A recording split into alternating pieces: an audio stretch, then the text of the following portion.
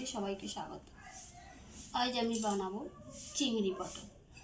তার জন্যে প্রথমে আমি পটলগুলোকে ছাড়িয়ে কেটে নিয়েছি। আলুও ডুমো ডুমো করে কেটে আমি ভাপিয়ে নিয়েছি জল দিয়ে, জলটা ফেলে দেবো বলে। তাহলে প্রথমেই আমি পটলগুলো ভেজে নেব।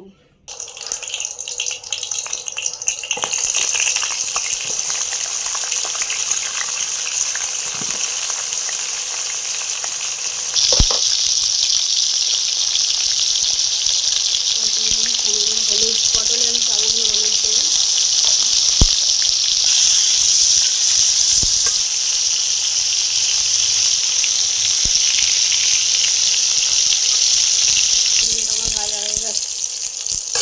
পটলটা আমার ভাজা হয়ে গেছে, এবার পটলটা আমি তুলে নেব।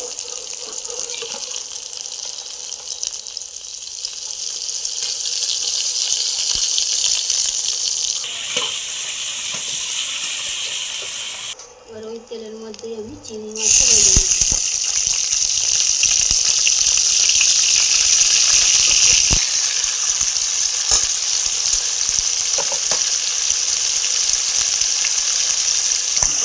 চিংড়ি মাছটা আমি হালকা করে ভাজবো। হালকা করে ভাজা হয়ে গেছে, আলুও ভাজা হয়ে গেছে, পটলও ভাজা হয়ে গেছে। এবার আমি তেলের মধ্যেই একটা তেজপাতা,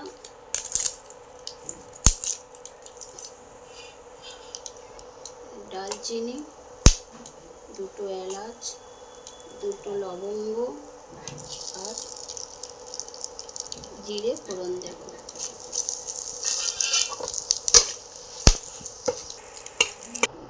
ফোড়নটা আমার হয়ে গেছে, ওই তেলের মধ্যে আমি পেঁয়াজটা ফোড়ন দেবো। পেঁয়াজটাকে ভাজা ভাজা করে নেব। আমি এতে মিডিয়াম সাইজের 3টে পেঁয়াজ নিয়েছি।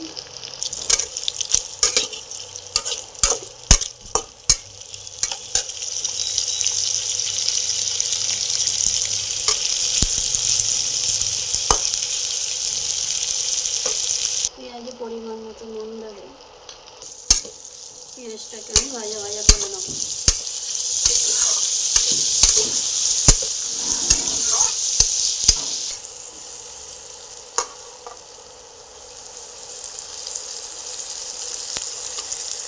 পেঁয়াজটা আমার লাল লাল করে ভাজা হয়ে গেছে। স্বাদ মতো দেবো চিনি।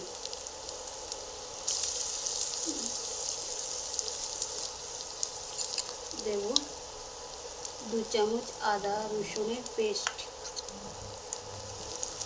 আদা রসুনের পেস্টটা দিয়ে ভালো করে নেড়ে নেব।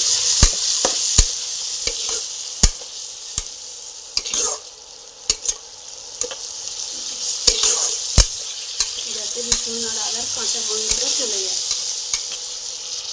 দেব 2 চামচ হলুদ।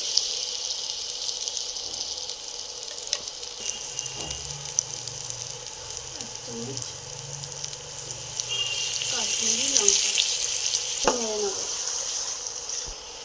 দেব 1 চামচ ধনে গুঁড়ো, নেড়ে নেব। দিয়ে এটা ভালো করে একদম নেড়ে নেব। এবার দেবো আমি টমেটো পেস্ট। 2 টমেটো আমি পেস্ট করে নিয়েছি।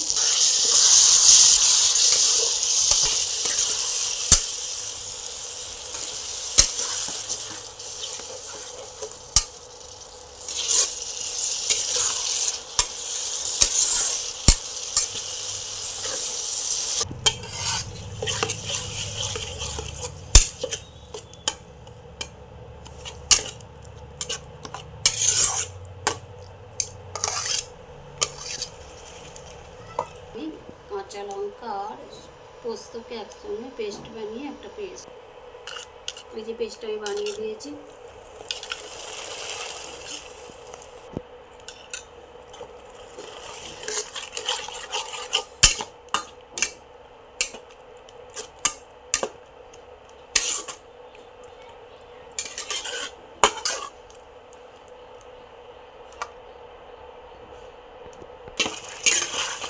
এই মশলাটা আমি একটু কষে নেব।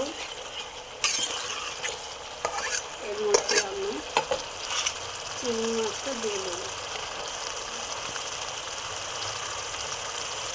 দিয়ে পটলটা দিয়ে দেবো। পটল আর চিংড়ি মাছ দিয়ে আমি মিনিট 5 কষবো।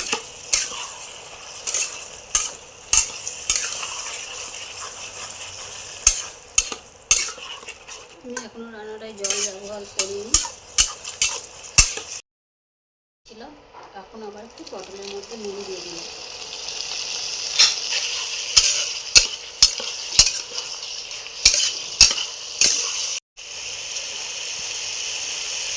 এবার এর মধ্যে আলুগুলো দেবো।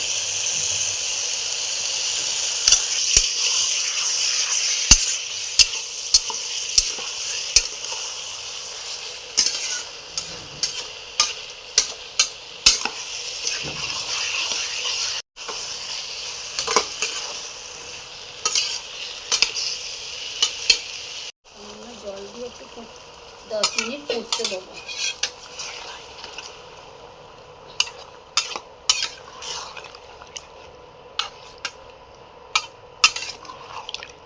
আমি এটা শুকনো শুকনো খুব একটা করবো না, আবার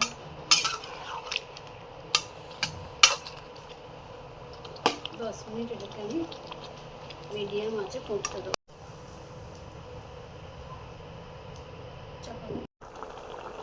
মিনিট হয়ে গেছে, এবার আমি এর মধ্যে গরম মশলা ছড়িয়ে দেবো। দেবো 1 চামচ ঘি। আমার পটল চিংড়ি একদম রেডি।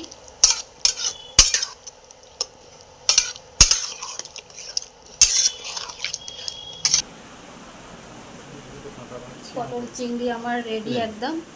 আমার চিংড়ি মাছগুলো অত বড় বড় নয়, কারণ এই ছোটো চিংড়িতেই পটল চিংড়ি খেতে বেশি ভালো লাগে।